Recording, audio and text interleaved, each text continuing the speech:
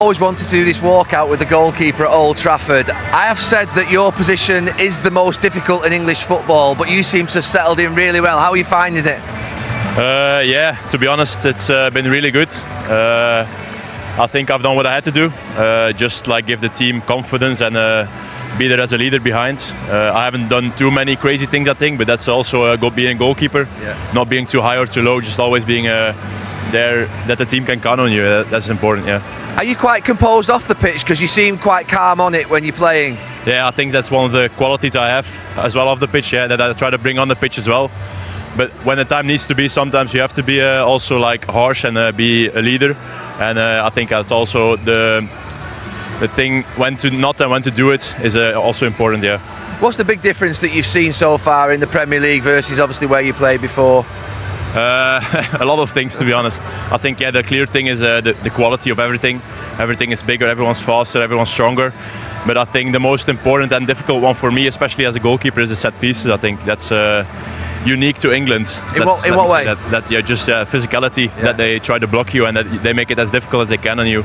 So that's also something I had to learn, yeah. Do you feel a different pressure when you play for the club, or do you feel the same as you did before? I've always had like a healthy amount of pressure, but like I put it on myself, the pressure, not really from the outside of the world.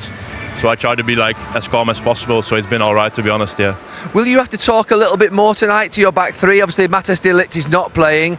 You've got Aiden Heaven, you've got Mazraoui, you've got Shaw. Do we have to be a little bit more sort of interfering with them? I like to believe that I always do the same thing every game. Doesn't really matter who plays. Or right now with Aiden as well, with the young guy as well. You try to help him as much as you can, but to be honest, in these kind of games, it's also important that you always put the leadership and the coaching behind you for the defense. So I think that's one of the biggest jobs I have to do today. And last question, it's been raining all day here in Manchester. Does that make your job a little bit more difficult? No, I like it actually. Oh, you like I love it? Yeah, oh, I love it. A bit of rain, not too much, just like today is a perfect day, yeah. Okay. Yeah. Well, all the best tonight and well done. Thank you. See you soon. See you later. Thank you. Ruben, it's great to sit down and talk to you. How have the last few days been, reflecting on Sunday and then looking ahead to Thursday as well? When you win, you have more joy doing your work. Of course, you have always the same passion, but it's completely different. The environment at Carrington is different, and I like that. The feeling is completely different when you lose and when you win. That is a very good thing in a big club. And then we analyze the game, and we need to understand what we did wrong in the first half. We need to understand that the opponent was tired in the second half, and that helps us to take control of the game. So we took all the information that we had from the game, and we show some to the players, not all. And then we start thinking about the next one, because in football what matters is the next game. It was mentioned about the intensity and maybe the quality, the difference between the first 45 and the second 45 on Sunday. Have you managed to pinpoint exactly maybe what that was and how you can change it going forward? I think everything is connected. When you play with more quality, even your movements are more fluid, is different. You have more confidence to do things. I think we were poor, and I can say that with the ball, we lost many times the possession, maybe because the movements were not so fast. So I think in the second half we felt that we have the opportunity to win the game. Let's improve small things. I think we connect better with Josh, and Josh improved the connection, and that helped everybody to play better. And then you felt in the game when we scored the first one, we felt that the opponent was a little bit tired, because it's hard to play Europa League and then come to this league, Premier League, and we took advantage of that. How much can you take from that performance, being 1-0 down away from home, bringing it back and then to win the game as well? How much can you take into that to build this squad to ensure that the morale's super high? First thing is that we improve the first half or second half in disadvantage, and we continue to play the same way, but with a different quality and with a different pace, and that is a good feeling. We were losing, but our idea didn't change. We just changed our behavior of doing the same things. Then we came from last games that our first half was really good, and we dropped a little bit the level in the second half. we proved that we can do the opposite, and that is also a good feeling. Winning away, we were not winning a lot of games away, and we starting after Anfield and now against Crystal Palace, two tough places to play. It's a good feeling and give more. It's more natural to go away, and we have an idea that we can win in any place. So I think that is a good feeling to take to work the team during the week. And now the focus moves to Thursday, playing against West Ham. Bit of a selection dilemma for yourself. You mentioned Joshua Zirkzee's performance and scoring as well, but maybe with people coming back, Mateus Cunha, do you find yourself with a bit of a headache now? No, I like that. I think I suffered from that last year because sometimes we struggle to maintain the team, a lot of problems, a lot of matches. I think it's my job to have.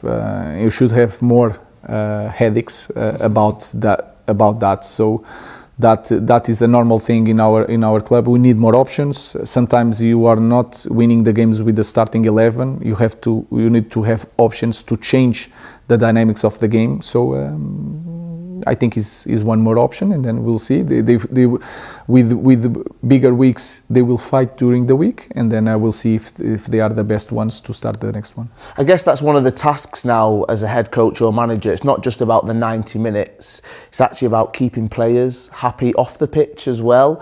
How do you do that when you've got young, hungry professionals that want to play every single minute? How do you make sure they stay happy when they're not starting every game? Nowadays it is becoming, I think, if I'm speaking for every manager, is becoming harder because, first of all, because if you don't play here, we'll play in another big club. It's easier than the past, and then all of the guys have big teams around them. Sometimes they don't say the difficult things, just say the good things. So it's hard to manage that part. But I'm trying to. First of all, to create the rules in the beginning.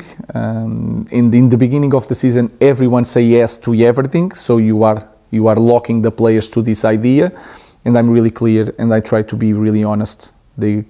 Sometimes they like it or not, but they can respect. I think any player in the world can respect when the manager is honest, and I'm trying to be always honest. And then in the end, I just want to win because I love my players, all of them, in the same way. And of course, maybe you have to change the way you communicate, player to player, position to position. I'm sure defenders are different to strikers as well. How do you manage that where you're not just managing one squad, you're managing plenty of different egos, athletes, all within the team? Yeah, it's like in any other profession, even in our family, you don't speak with different people. You love them both, but you speak in the different ways. So I know that some players I need to say sometimes rush things, hard things for him to feel the challenge, and I know that the response is going to be better. Some of the guys I just need to be careful the way I speak, show them good things that they are doing. I need to understand a little bit the background to understand everything, speaking around Carrington, because they spend a lot of time with the players. I'm trying to understand every one of them. And for me, they are human beings, so I have full respect for my players, and I don't think as just a player. I think as a man. But in the end, I have a job to do. I'm quite simple on that. I choose the best ones to win games, and I'm really honest with them. Do you ever get it wrong? Of course, every manager I'm getting wrong a lot of times, but I'm trying to be really careful before doing things. And again, I think they can agree, they can like me, but they understand that I'm doing from a good side all the time. And I was a player, so I know that what they suffer. They are always in their hurry. They feel that the world is going to end because I'm not starting. All these feelings. So if you have that experience, that can help me to guide in this situation. You often point out wanting to see more aggression from some of the players, from the team. When you think about performances you've had this season, when you think about Sunday, are you now starting to see that translate into the squad, that aggression that you want? I think we have moments in games, and we have games. We are not really consistent on that. And you can sense even in the first moments of the game, When we play against Chelsea, the first 5 minutes, 11v11, our aggression, it was not about the way we are playing the game, it was the aggression. And you can feel that in the speed.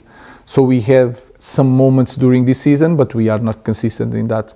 And our team is not that team that can drop that and maintain the level. There are teams in the world that can drop a little bit the energy, but they can manage the game.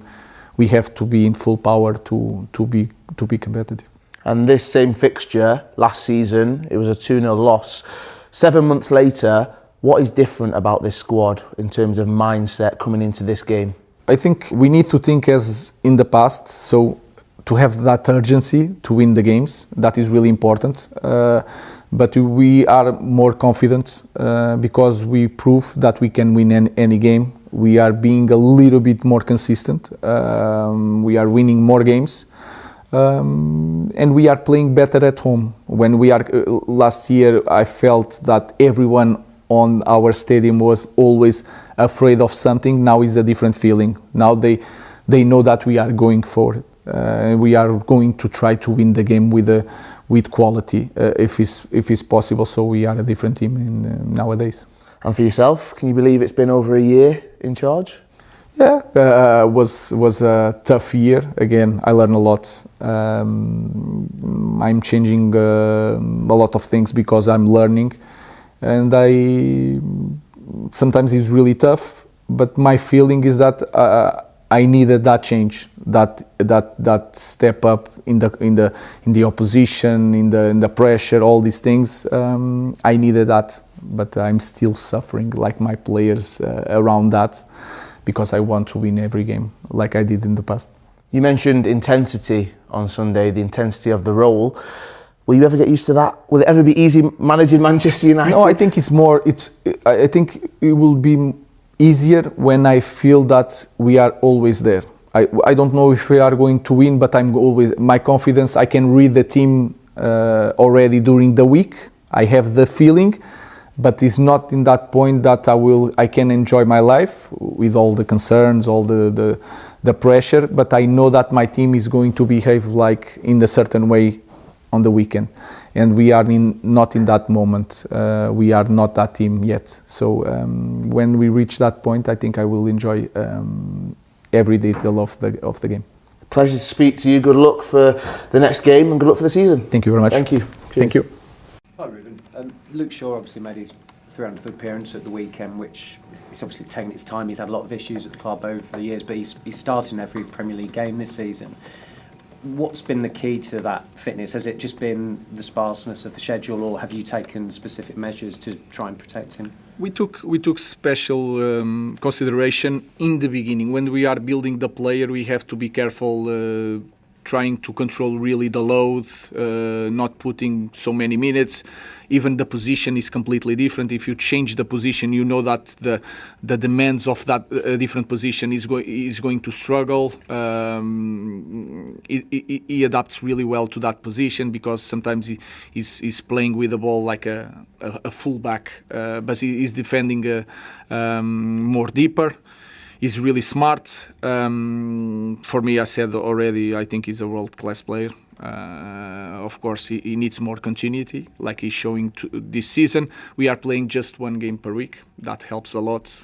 If he needs 3 days to recover, he's not needing now. But if he needs, we can give them. So I think it's everything combined. We are not taking care special measures for him in this moment, but we had to do it in the beginning when he was starting to have more minutes. Is it too demanding for him to play on the wing now? No. It's different. You have to train there.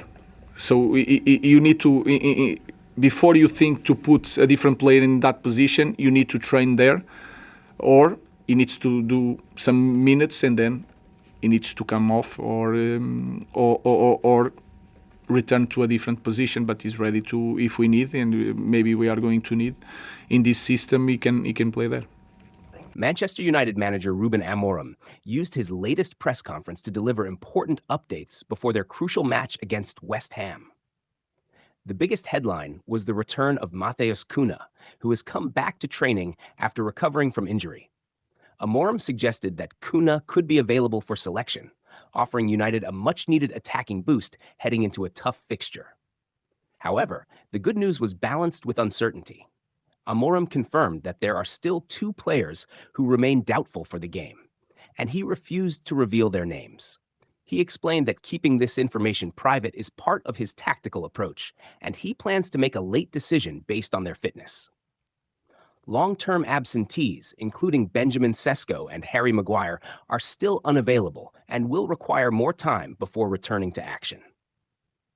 Amorim acknowledged the impact of these injuries, but insisted the squad must find solutions and maintain consistency. Beyond team news, Amorim emphasized the need for improvement, particularly after a mixed performance in their previous match. He highlighted the importance of maintaining intensity, avoiding complacency, and building momentum. Overall, United enter the West Ham match with cautious optimism, boosted by returns but challenged by ongoing fitness concerns.